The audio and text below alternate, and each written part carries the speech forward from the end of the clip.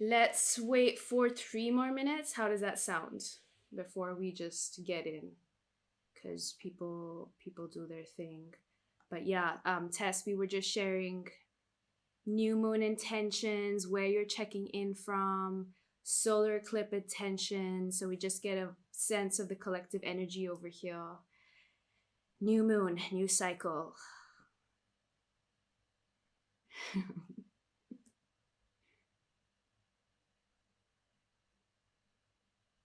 Beautiful.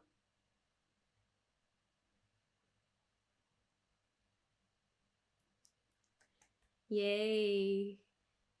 Similar to Mavi's intention. We're just trusting the universe out here.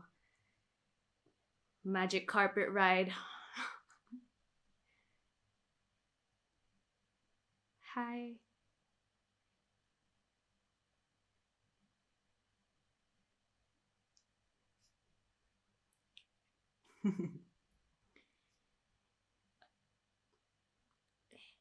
Hi, Latika. Good. Yeah, well, this class is going to be a little bit different. I'm going to be quite expansive here because I feel like I do so much of like little simple tips and protocols in my reels, and some of you know I just got came out with a podcast, so there's some like really integratable things. Today we're going to breathe large, and then we're going to narrow down a little bit. But I'm so happy you're here, Latika. Hey, Keith. Hey, Elf. Who else? Who else is out here? Mm. Asta. Hello, Asta. Hey, Jeanette. Jeanette, yay. We're just typing in the chat box where we're checking in from as people jump in, trickle in to get a sense of the collective energy, new moon energy. Just type it in the chat box. Solar eclipse energy. Keith said you're releasing a lot. I love that. Whew, thank God. um, okay, we'll give it 1 more minute and then we're in. Good, good, good, good. I'm happy to hear. So I'm just gonna start introducing myself. Hey, Elf. Um, Elf is going to be joining my next batch of the certification course. I'm so excited for her.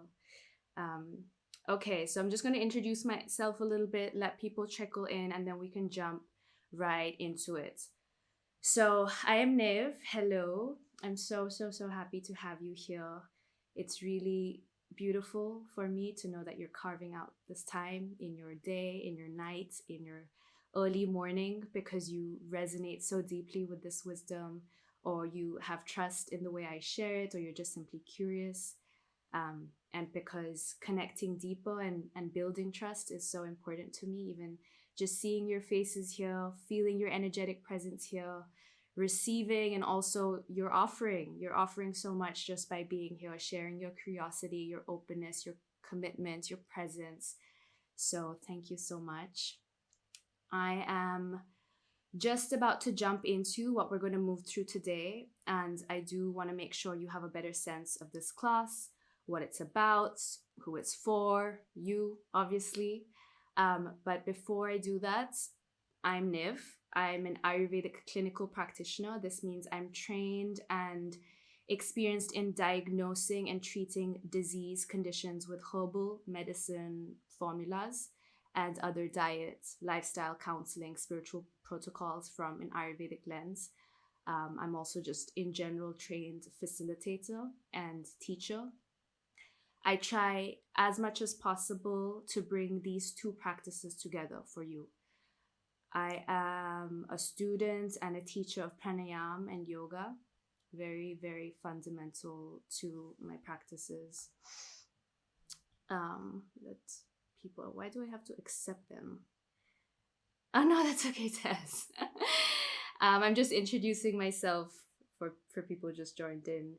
I have degrees in public policy, in contemporary arts and social practice, which have been very strong ingredients within my work. I was born and raised in India. I'm currently here in India right now, but I have worked across the world, which allows me a very different kind of vision and agility in this work. So how did I get into this? The same way as all of you, no matter where you are at in your journey, I was feeling unwell and uneasy in my mind-body system for too long. I was exhausted with what Western doctors were offering. I was exhausted by the systems of so-called healthcare, and other connected, personal and systemic violences, basically extractions. But at the same time, and this is really important to this journey in general and to mine specifically, I have always been extremely grateful, always inquiring, always spiritually inclined for as long as I can remember. And that is just a karmic blessing. I have always been digging deeper, always leading the movement, always seeking the truth. And I believe that a lot of you here will actually resonate with that, because it's who I call in. It's the energy that I'm bringing out here. It's the energy that I'm magnetizing. This is high level work, and it takes a certain type of spirit and blessing to be brought here, especially since a lot of you are not actually Indians or are like coming from an Indian context where in certain parts of India, it's kind of like a streamlined profession. You're coming here because you're truly trying to break through some systems of distortion, and I see you. And actually, I want to get a feel one more time, since more of us have joined in, of who is here right now. Please self-identify. I'm going to throw out some descriptions, and if it's you, just put a heart, type a yes in the comment box. You can do it multiple times if you resonate multiple times. It'll really also give you a sense of who else is here in this collective body. Yoga teachers, holistic health business owners, fitness coaches, mothers, and corporate baddies with a heart. You want to serve your community. You want to serve your people. Who resonates with this? Yes, Lou. Yes, Des, of course. Intelligent and curious folks. You believe in an ethical and spiritual life. You're looking for ways to inspire others out of mainstream systems of big pharma, Western med. Yes, Latika, beautiful. Hannah, love it. Zuri, Julian, all of you, beautiful. Stewards of the land, you're seeking ancient medicinal and wisdom systems that can uproot and heal our current paradigms and serve as medicine for future generations as well. This is the work that you do. Sorry, this was confusing. This is the work that you do. Beautiful. Compassionate thought leaders. You are ready to transform your own lives so that you can transform the lives of others with more potency, with more integrity. And maybe some of you here are actually ready to switch gears in your career, gain skills and confidence to level your potential impact. Yes, yes, yes. A lot of resonance. I'm loving it. Hello, Jasmine. Welcome, welcome. We were just getting started, feeling into each other's energies, where we're checking in from. I love it. Thank you. So let's just settle into an opening prayer. I'm going to be moving through 3 integral principles that Ayurveda teaches us as crucial to guiding deeper resilience, transformation, and health in our people. I'm going to be sharing these 3 principles with you.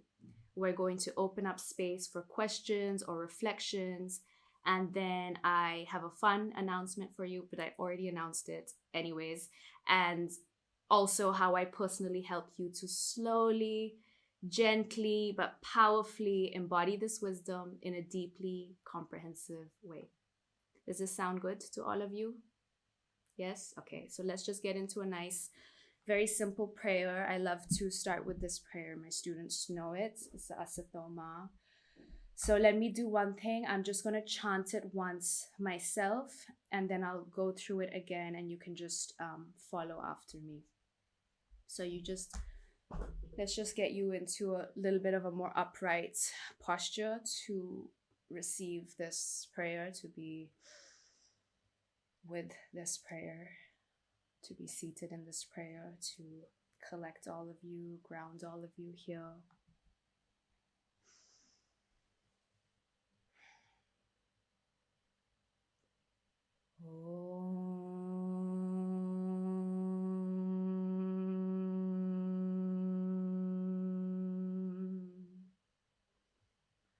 Asato ma satgamaya, tamaso ma jyotirgamaya, mrityorma amritam gamaya. Om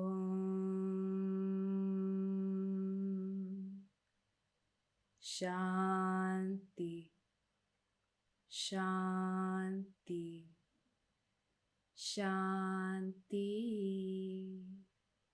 This is a prayer asking the Divine Mother to help us move from darkness to light, from ignorance to truth, from death to nectar. Very much needed in our current times.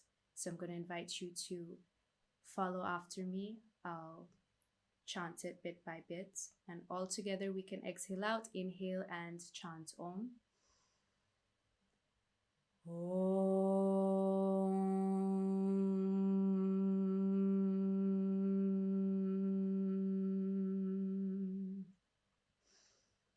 And after me, Asato ma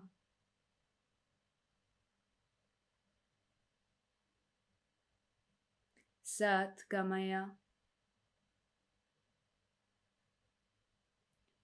Tamaso ma Jyotirgamaya,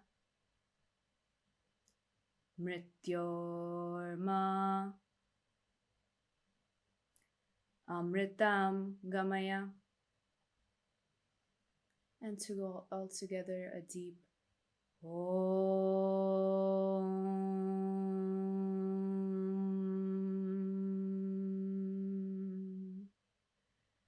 Shanti, Shanti, Shanti.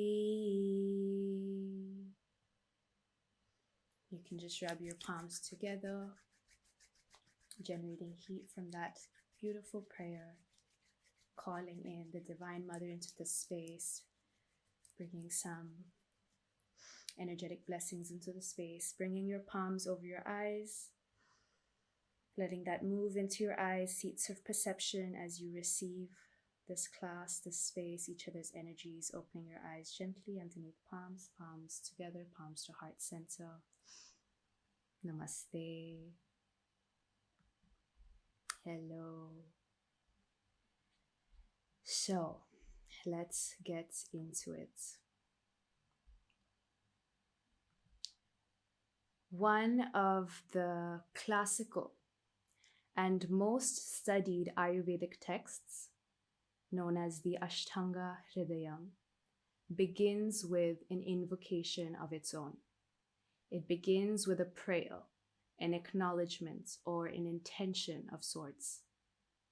If you practice Ashtanga yoga or some other yoga modalities, a lot of times before practicing, we start with a particular mantra. But in Ayurveda, most doctors and teachers actually just brush over it. They treat it as a sort of pleasantry that leads us into the more detailed and seemingly relevant principles of holistic well-being and treatment. A lot of these protocols are ones that I share with you more frequently.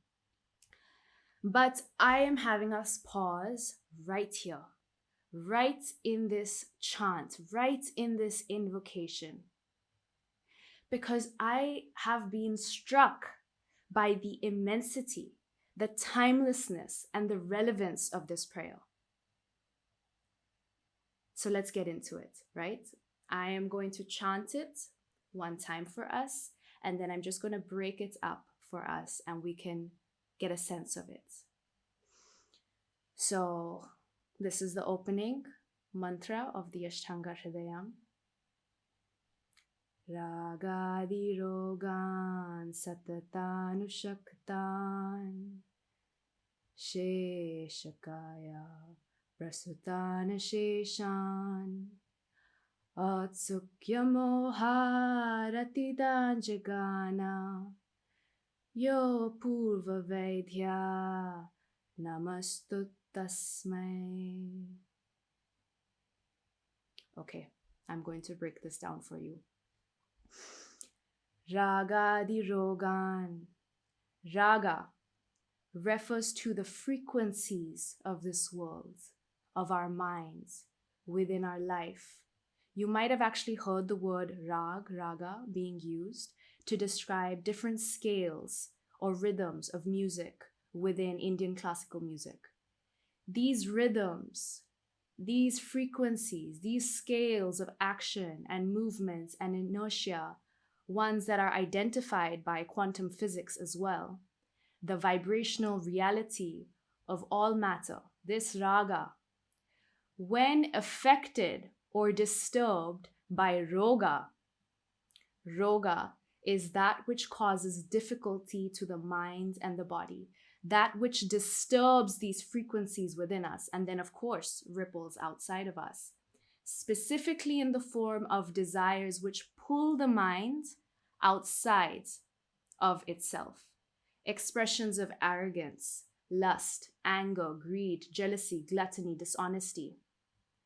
These deep-rooted mental disturbances, ragadi rogan. Shatutana shattan, that which are eternally existing, meaning these disturbances which are inherent to our material existence are constantly present, constantly luring and pulling us here and there and here and there. Sheshakaya, that is, it's saying all bodies. It's affecting all beings. It spreads into all of our lives. It doesn't discriminate. It doesn't say, today I'm going to affect Zuri and not Jeanette. Or I'm going to affect the mind and not the body. Today let's sit with Nev and not Tess. No, it affects us all, universally, in full-bodied ways. It's our collective experience to be navigating these disturbances in the frequencies, these disturbances and troubles, you can say.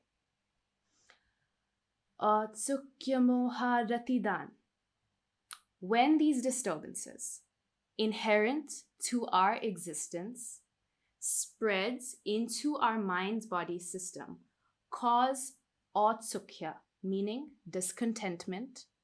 All of us know this feeling. Moha, meaning delusion.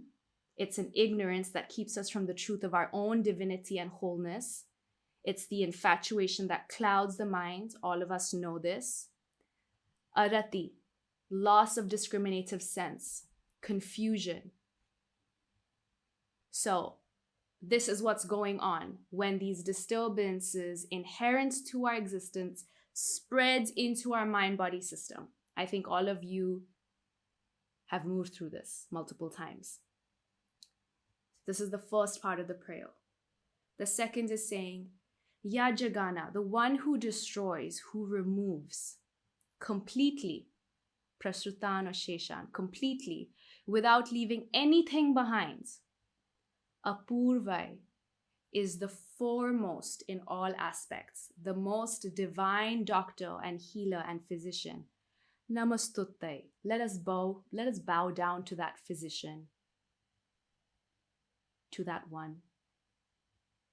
Meaning, let us bow down. Let us give our respect, our acknowledgement to that divine physician, the ultimate doctor, healer, the one who meticulously and precisely and completely destroys all mental and physical disturbances which inherently and eternally affect all beings, the ones which cause delusion, confusion, disease, and discontentment.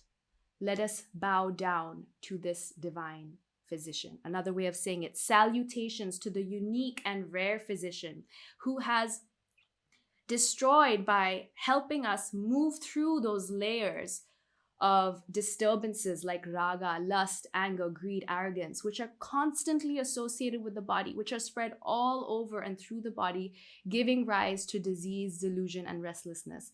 Let us give our respect, our gratitude, our acknowledgement, our vision to this divine healer. Wow. just in 2 lines. I will bow down to that physician. It sounds unreal. It sounds like, it sounds like God, right? Sounds like Gautama the Buddha. Sounds like Lord Krishna. Whatever divine being that you subscribe to, believe in.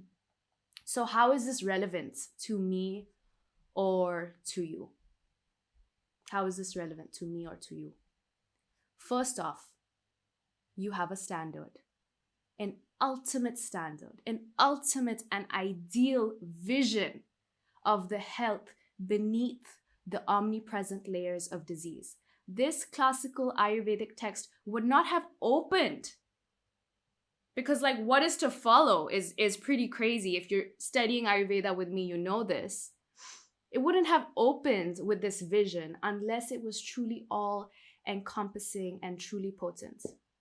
2, you have the acknowledgement that the highest form of healing, regardless of where the disease is expressed, occurs within the deepest layers of the psyche.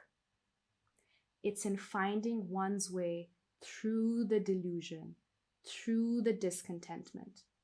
And 3, yes, these disturbances are actually named. We have discontentment. Discontentment is like the opposite of gratitude. It's an ignorance to all that you have. All of us experience this, no judgment to the fact that we experience this, because again, it's saying it's omnipresent.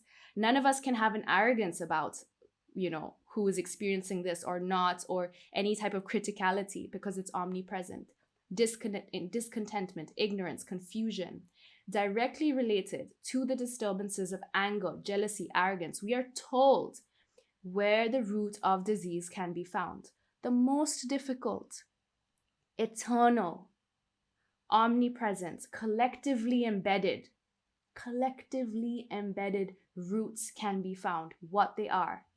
And we cannot truly be healthy, neither as an individual nor as a collective body, if we are not prioritizing, tending to, or alchemizing these roots.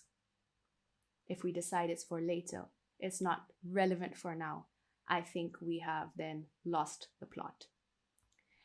So if we over here, and all of you have collectively identified yourself as healers, leaders, guides, visionaries, thought leaders, ethical folks, teachers, are not tending to these deep-rooted disturbances, are not acknowledging or including this within our processes, even if it's just for ourselves, what are we doing? Where are we looking? Ayurveda provides us with this very clear framework and ideal of a successful healing procedure, the ultimate. Now, later in the text, it does get into what a healthy being feels like, and this description is more broad in terms of including physical functions and energetics. And it's also, to be quite honest, a very superior paradigm or vision to work with in terms of orienting oneself correctly. But in my experience of working with multiple clients and students, the root of dis-ease is beyond the skipped meals or the excessive workouts or the misinformed lifestyle practices. The root is that we have lost sight of the wholeness and the intelligence and the abundance of our own being. We forgot the truth of our own divinity, and we have oriented ourselves outwards as opposed to inwards and upwards, inwards and upwards. We've begun to actually identify with the disturbances, right? I think a lot of you have felt this, that you are the disturbance, as if the disturbance was our birthright. In the current dialogue seems to be, I want what I want when I want it. I don't really care the consequences as long as I get what I want when I want it. Let's normalize excessiveness. Let's normalize aggression. Let's normalize excessiveness in any realm. And the question is why? Who is it truly serving? And again, don't mistake me when I say that when we need to work to evolve from our attachments and root fears, I don't mean, and no one ever said, no text ever said, with harshness, with like pushing yourself to the max, no pain, no gain vibes, exclusion, criticality, aggressive judgments. No, with courage, with compassion, with gentleness, devotion. Everyone is in a unique moment in their path, but we need to maintain a vision and an ethics. If we don't, we are lost. This prayer that I just moved us through invites us into an ultimate work that is needed for us as healers and leaders in this world. Whether that work is done only in your personal life or that work is done in the way that you guide others. But it really does begin in how you hold yourself. You in your truth is the most striking inspiration and motivation for your people. And I tell my students this all the time, and I love to see them move closer and closer to their truth. So this is really crucial. Just bringing it together. If you think about comprehensive, high-level resilience, auric protection, support, rapid healing from anything life throws at you, this is step 1. Never forget this invocation, this ideal, this vision, this prayer, this opening. With humility, bow down to that divine physician who sees and recognizes the deep-rooted disturbances and works to return your gaze to your wholeness. Set your intention to keep that compass bright and clear. You might lose your way. You may forget the mission on hand, but your North Star is clear. The inner knowing integrated into your practices and work is going to be more powerful. I promise you this, more powerful than any superfood, any gym workout, any yogasana practice, any mushroom trip, any herbal decoction. You can have all of those, but if you are separated from this vision, your immunity is superficial. I'm not interested in it. This is not why I do what I do. I'm not interested in it for my clients, and I don't think you are either. We keep our drishti. Yoga teachers, you can type in the chat box, you know what drishti is. Our focused gaze towards the divine physician, the eternal work at hand, that divine physician within us. Yeah, this is key. This is key. So you have this larger vision for the work that you do, something that feels really expansive and at the same time at the roots for you. Is that resonating with you? Is that rustling ideas, imaginations? And really, like, to boil it down, it could just be, I am recording from my phone.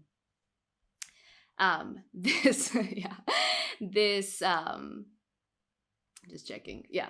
This expansive vision could really just be a daily reminder of your wholeness. Is that sitting well? Because that's the first point. Hey, Peggy. Good. Hey. We're just getting into the second principle. This leads me to the another very important one, which is Ayurveda presents us with some very specific conditions that a successful healing treatment is contingent on, which means if you are here because you want to guide more effective results in your practice, either for yourself or for your clients, it's very necessary to give attention to this. This principle in Ayurveda is called Chikitsha, Chatushpada, meaning the 4 pillars of a treatment. This includes the physician, the nurse, the medicine, and the patient. And there are actually 4 integral qualities described of each, but I'm only going to touch on 2 because I find that they're often neglected. And to be honest, when I find that something's being neglected in the mainstream, I ask why. And I have found that these principles are quite potent. So it says, when it comes to the physician, the physician, which is, let's say, all of us, right? We could be simultaneously the physician and the patient, must be clean in body and mind. Ayurvedic texts say this. So this might seem intuitive, right? Of course, like my doctor should be healthy or, should be taking care of themselves. But actually it requires daily detoxification practices. And how many Ayurvedic or Western medicine doctors don't actually follow their own guidelines? They don't keep time for mindfulness and self-inquiry. They're as much in the daily craze and bustle of life as any of their clients. Even if it's just you as a family member trying to teach something to your cousin. How effective is this going to be if you start to immediately get tense and frustrated and anxious when they don't receive you? Where is your own pause, reflection, discernment? Embodying clarity is a very, very effective tool. When it comes to the patient, Ayurveda says that the patient must have sattvic traits, meaning that the patient must be fearless, inspired, encouraged to follow the instructions of the physician with a bright mind. And this too is not often the norm. Oftentimes, a patient or a community member might come to you with a highly egocentric, discontent, or stagnant mind. And I found that these two principles come hand in hand. The clearer your mind is as the guide, the easier it is, or the more likely it is to inspire sattva in your patient. And this is crucial because I said, your loved ones, your students, your clients, your family members, they are not always going to be arriving to you with fearlessness and inspiration and encouragement to follow the instructions. Oftentimes, they're coming to you because they have a lot of difficulty tapping into that equilibrium. And it's actually your duty to inspire them into that state of mind. So for those of you that are new to the concept of sattva, there are three mental qualities as described by yoga and Ayurveda, which pervade all matter and nature, and they all have their own purpose, their own place. But as part of leveling up, finding liberation, we journey towards sattva. The three, just really briefly, is tamas, rajas, and sattva. Tamas is an energetic state of inertia, gravity, very dull. Rajas is very action-oriented, driven, egoistic, competitive, outward oriented, and sattva is clear, light, centered, anchored, gives to courage, fearlessness. What I want to invite you into here is how, when you hold space for someone else, whether it's in the form of a consultation, a workshop, or a conversation, one that is specifically targeted to inspire and guide transformation in that someone else, how can it be infused and alive with the qualities of sattva? Meaning, in order to more powerfully inspire sattvic energetics in your people, energetics of fearlessness and gratitude and centeredness, energetics that motivate healthier coping mechanisms, restfulness, pause, centered action, aligned action. The container that you create in itself must imbue sattva. This is expressed in the mindfulness that you arrive with, the practices that you have been cultivating in your personal life, the truthful embodiment of what you teach, which is crucial according to the 4 pillars of treatment anyways, when we think about what is expected of the physician. You've done your homework and you've arrived. You bring all of you into the space and you remember that this practice is sacred and you're only a channel for higher wisdom. Your energetic transmission, the presence, the devotion, the sacredness of the space shifts the quality of reception and treatment. This may sound obvious, but now you understand that there's actual written testament to this. When someone feels a presence and an energy that they want to keep, it's more powerful than just intellectually knowing that they need to do something or follow some protocols, right? You know this to be true. When you enter into a space, someone can tell you a bunch of things and it doesn't sit right, or you don't, within a few days you kind of forget about it, or that person just tells you one thing or a bunch of things, but you're so taken by the energy of that container that it stays with you for a long, long time. One of the most powerful practices in order to stay close to the truth of your own divinity is literally to just remind the intellect and the body every day of its presence. And this is through keeping the mind and body clean through prayer. So this again ties with the first principle I said, which is having this larger expansive vision of you, your own wholeness, and returning there. So what does detoxification and prayer look like for you in this moment in time?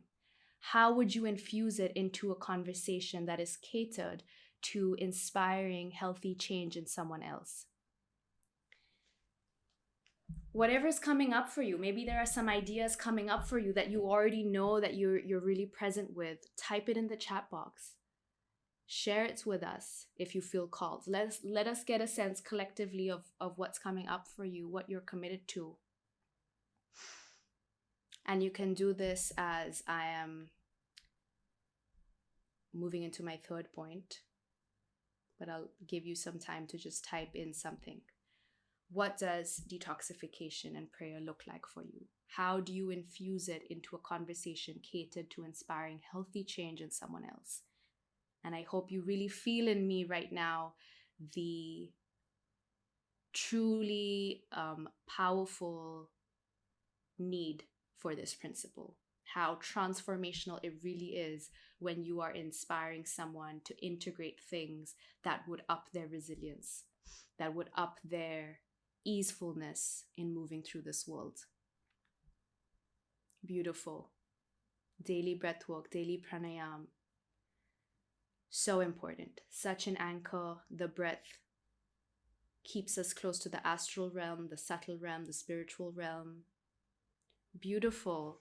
I don't know much about that, Jasmine, but you can share more about it in the... Oh, I do know about it, actually. I've read about this. It's very beautiful. I just remembered. But you can type more. Beautiful. I love, we've already got 2 pranayams, 2 breath works, moving the body, staying in touch with the internal state of being, letting things release, letting things flow out. So important.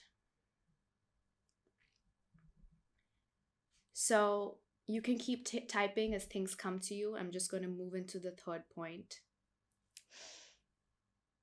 Well, okay, giving gratitude. I'm seeing these roll in. I love you. Thank you. Walking barefoot, grounding. You all are beautiful. I love you. Beautiful practices. So now you have this larger vision, an invocation to gaze towards, one that roots you in the expansiveness of your mission here. You have an invitation to infuse your containers and day-to-day with practices of lightness, clarity, an intention to what is sacred within you and your client. So what is number 3? What is the principle that really takes this process and your guidance to the next level? It's understanding that healthcare is actually the most powerful as a gentle, daily practice of devotion, gently helping shift strength away from disease and to the person. Let me say that again. We're gently helping shift strength away from disease and back to the person. When Ayurveda is followed as a lifestyle wisdom, a day-to-day wisdom that everyone can be tuned into, regardless of background or country or profession, it's a deep intelligence of the universe. What changes resilience by 10 times is to be proactively tapped in instead of reactively and frantically finding your way in.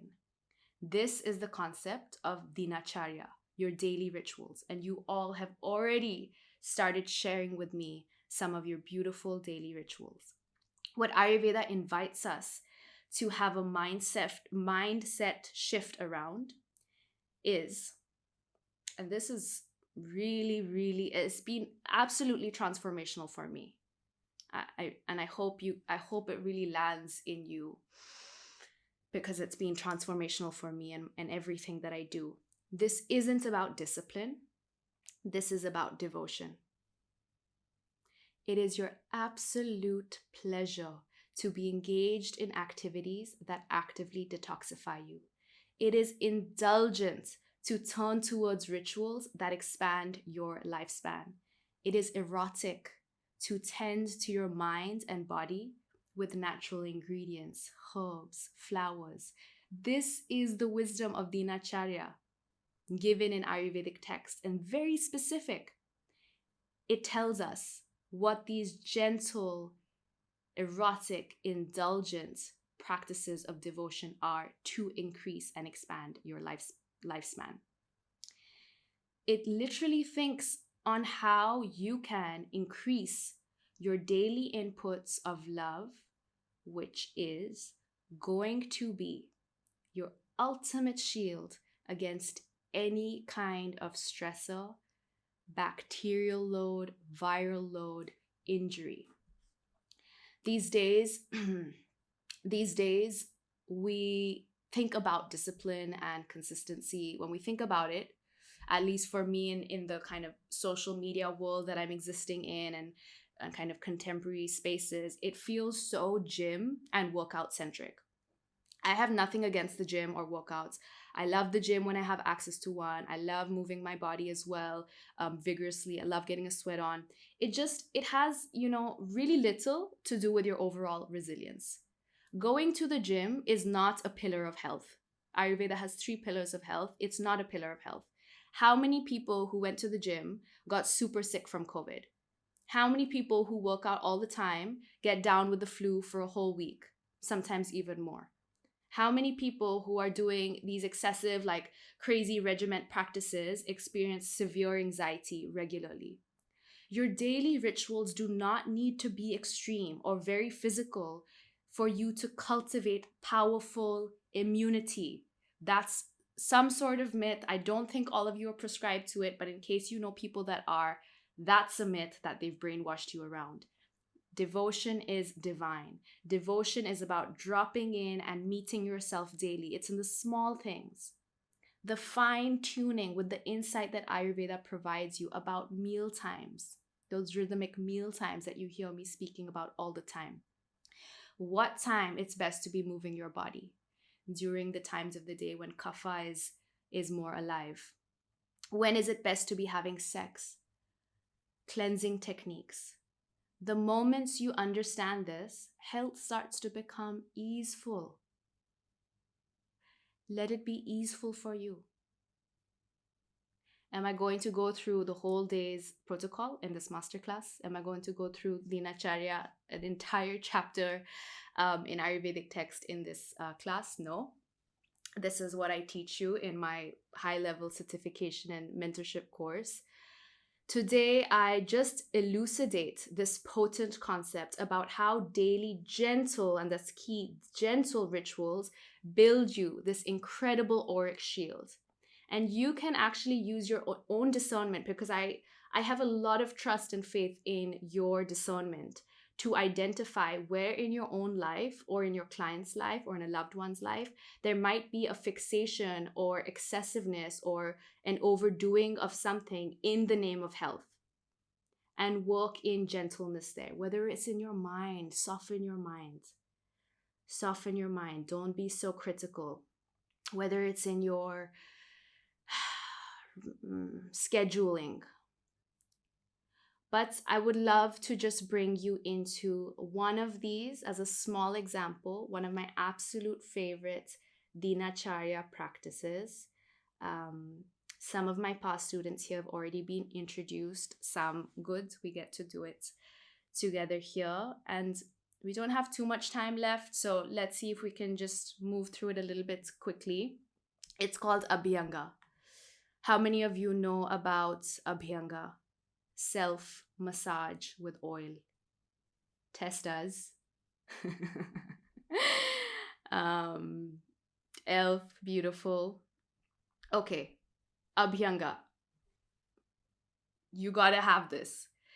It's mindful self-massage of the body with oils that are specific for your mind-body system, your unique mind-body system and health conditions. This is a true daily practice of devotion, and I'm going to explain to you why. But if you're close to a kitchen or a bedroom and you have an oil, a bottle of oil, 100% pure virgin oil, can be coconut, sesame, olive oil, almonds.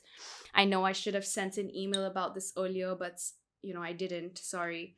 But if you have a bottle of oil, or you can just pretend you're holding a bottle of oil in you.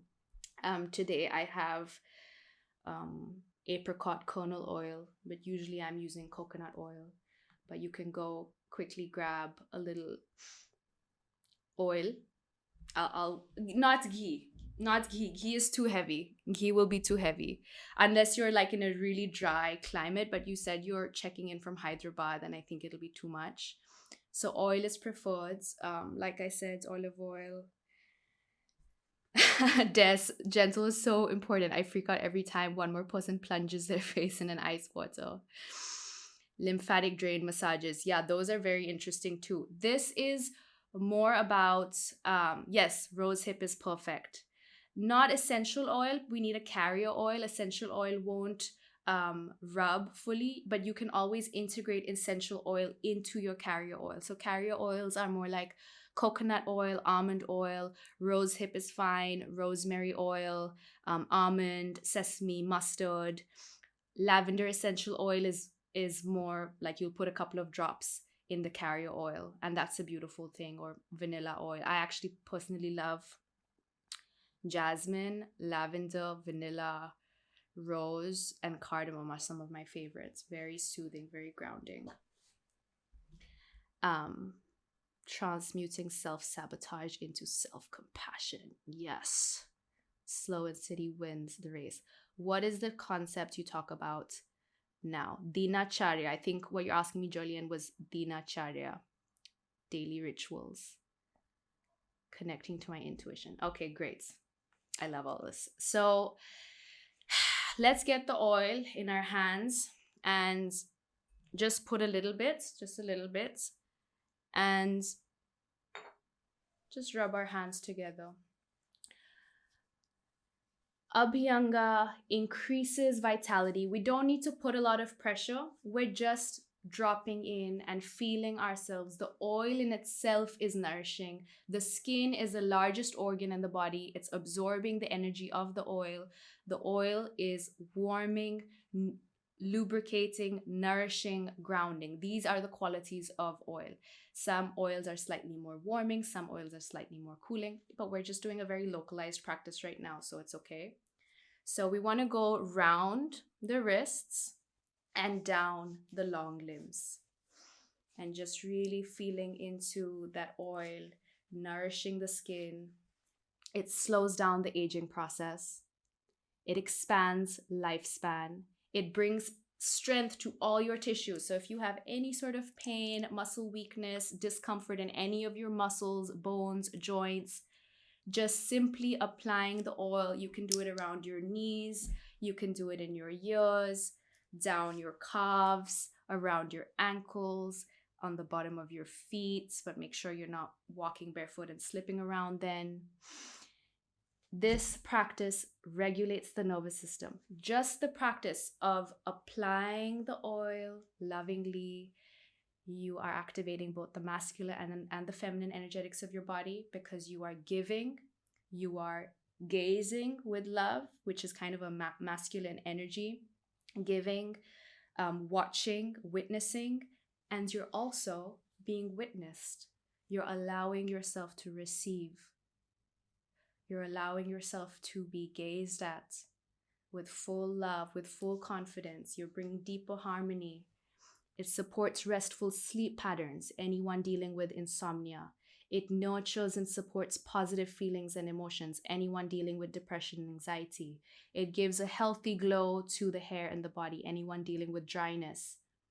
Every day, 5 to 10 minutes before you get into that shower or before you go into bed, you just take an oil of your choice, the oil 100% natural. Recognize the oil in itself is grounding, lubricating, and you're just applying it to your body, your skin. The skin, being the largest organ, is absorbing that grounding energy of the oil. You're feeling yourself. You're paying attention to the sensations of your own body.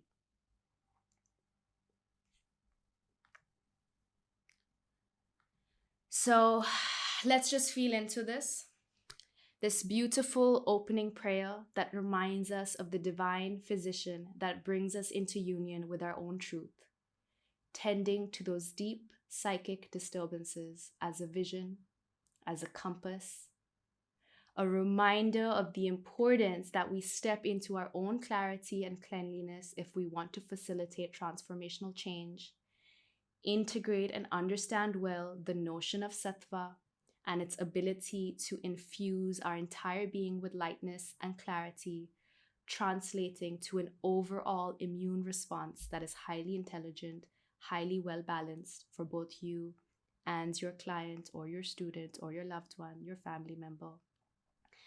And the concept of Dinacharya, daily rituals of love infused seamlessly into your everyday, reframing discipline as devotion.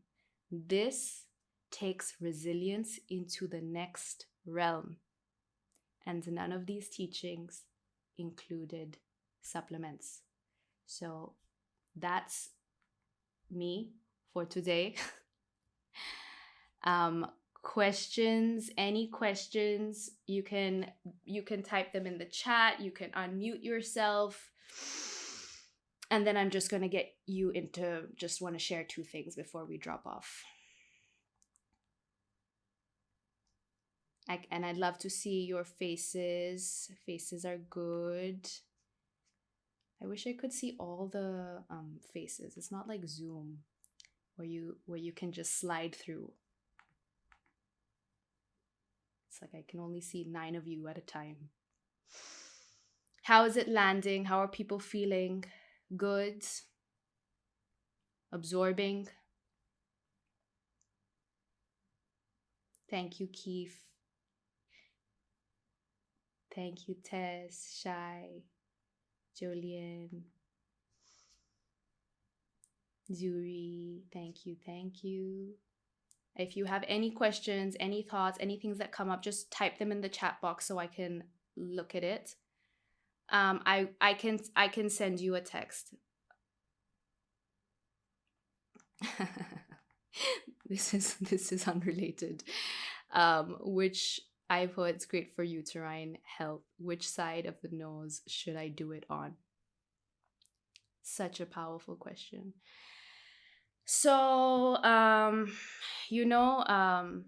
Latika, I would say intuitively, though it's not like I've done much research on this, I would say intuitively get the side pierced. That is usually more open because you're going to be putting something in the nostril and it's going to be blocking it a little bit. So if your left nostril tends to be more open, then I would say pierce it on the left side so that there's balance. If your right side, I'm a little bit nervous about piercing my nose. This is not a real piercing, guys, because breathing is such an integral part of my practice, and I don't know what it would do to the balance of my nasal channels.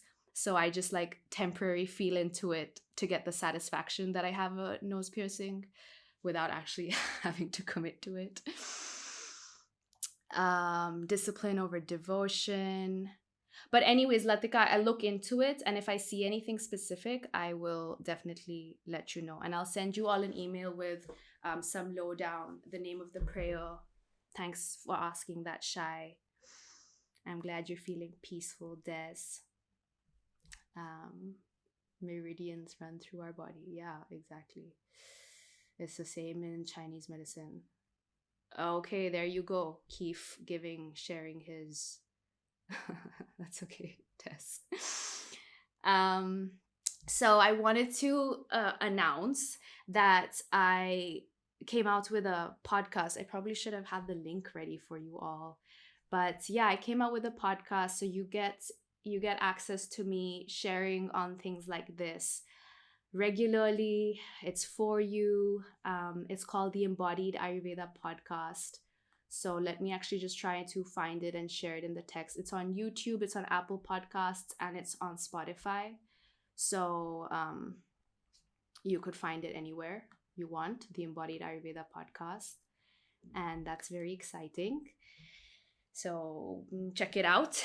And the other very important thing I want to say is that I actually bring you into this wisdom through, and I'm going to be deepening this in my next program, through my signature devotion methodology in my Ayurveda certification program, Embodied Ayurveda certification program. We have 2 of my current students here, 1 of my upcoming students here. For now, that's what I can see in this thing.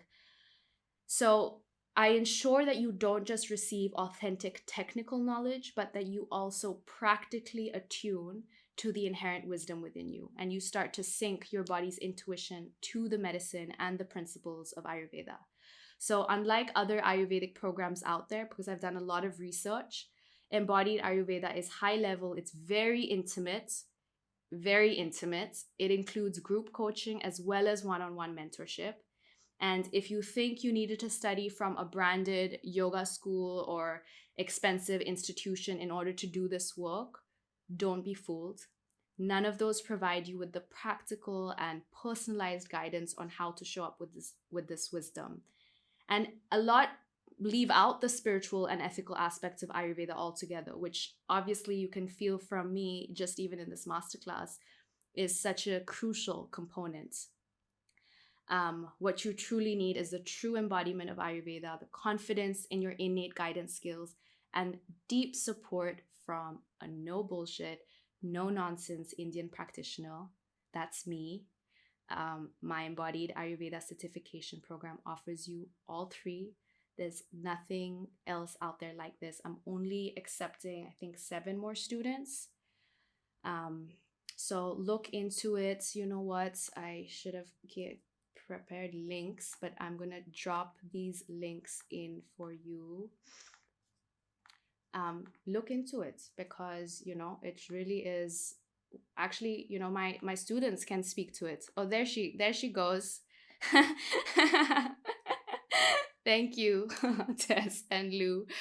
And I meet my students where they're at. My students know this. If an extended payment plan is needed, or something is needed, some support is needed, I meet you where you're at. But you need to feel the confidence and the courage in stepping in and really showing up. And I want this for you. So I'm going to send these links. So yes, that was that. How is everyone doing? Good. Good. Maybe we should close with the same prayer that we opened with. How does that feel? Yeah? Good. And of course, if you need to drop out, you can drop out. Asatoma, because I just love that one, or the Gayatri Mantra. Okay. Grateful. Good. So just getting back in that nice posture. I was falling into a bit of a slouch. Expansive, heart center open, just processing everything that you received. Beautiful, beautiful Ayurvedic wisdom. Moving from these ancient texts, 5,000-year-old texts, through time, years, eras, finding its way through me into this Google Meet to you. What an absolute blessing. So I'm going to chant it once and then you can chant it after me.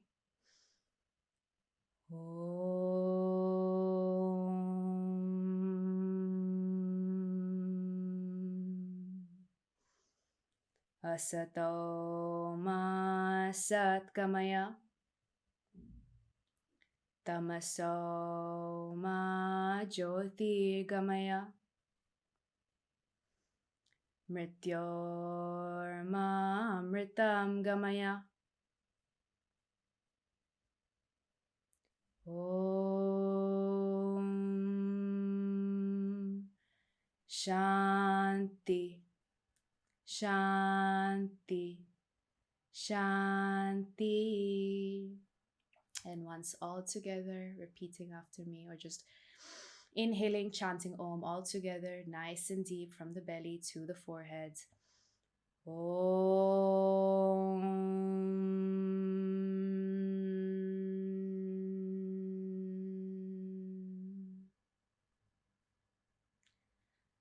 Asato ma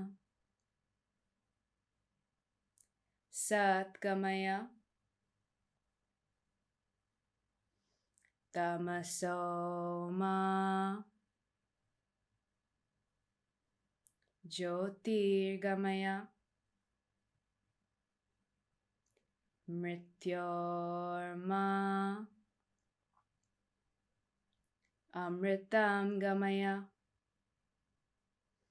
All together, collective inhale through the nostrils, spinal cord nice and tall, heart center open, chanting Om. Om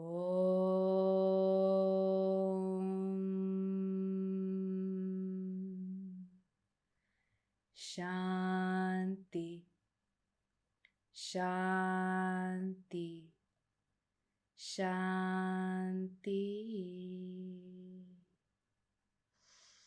Bringing your palms together, rubbing your palms together, remembering that you just called in to the Divine Mother to move you from ignorance to truth, from darkness to light, from depth to nectar.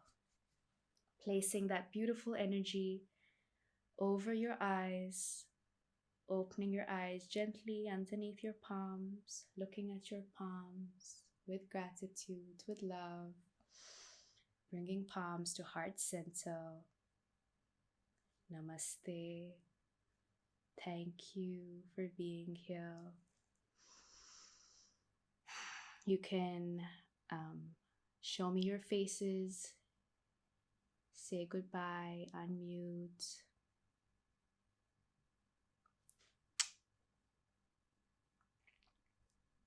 Thank you, Elf. Thanks, Tess. Thanks, Lou. Thank you, Peggy. Yay, Peggy. Thank you, Hannah. Thank you, Asta. Hey, Jasmine. Yay. Thanks, Asta. Bye, Lou. Hey, Latika. Thank you for being here. Bye. Hey, Jeanette. Hey, Z. Hello. Hey, Zoe.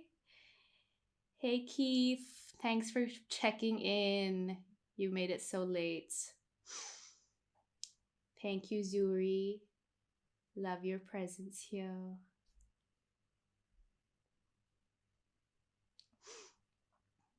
Okay, I'm gonna close. You good, Jeanette?